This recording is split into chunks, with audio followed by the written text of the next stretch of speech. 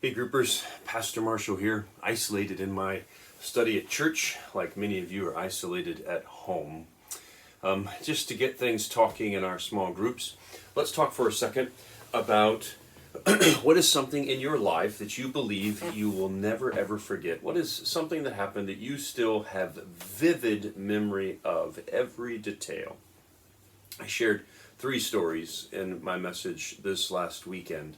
My grandfather's service that I officiated, and, well, a couple of others. What about you? Well, then in verse 2, God is telling the Israelites to ask the Egyptians for gold and silver. Seems like all of their gold and silver. And in verse 3, he says, I'm going to make it so that they're disposed to give it to you. I just wonder, what do you think of this? Does it make you happy? Does it make you sad? Do you like that God does this? Do you think that this is wrong? I just wondered what you think about it. And then obviously we get to the Passover. And I wonder, what part does faith play in the Passover plague? And what part do works play in the Passover plague? We've gotten to the last one, it's number 10. And so what part does faith play? What part does works play? And then we've also asked several times, is there any mercy or is there any grace in the 10th plague? Is there any mercy or grace in this? And if so, what is it? And then another question, very important to this 10th plague, why the firstborn?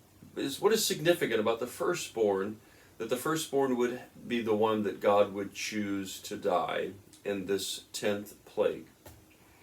And then another question I think is powerful, important for us to talk about is, why is Israel granted this grace?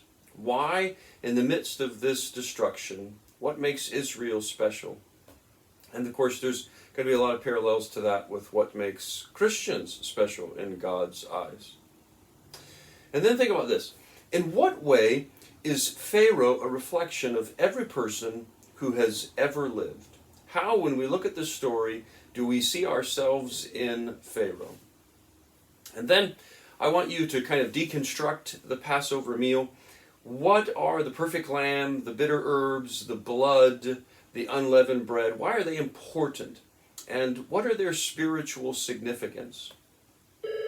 And then, continuing to deconstruct it, how do these symbols and activities that are part of the Passover meal, how do they teach the children this important lessons, these important truths?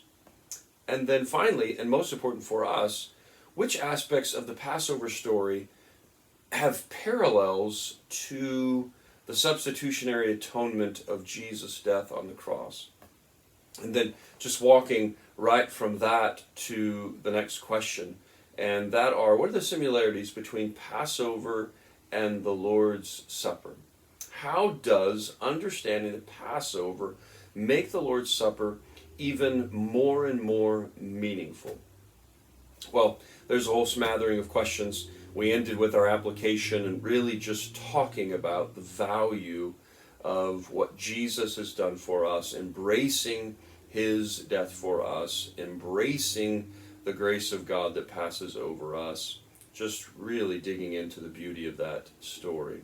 Well, I hope that you do have a group if you're able to have one, and I look forward to seeing you as we get ready for Good Friday and Easter. God bless.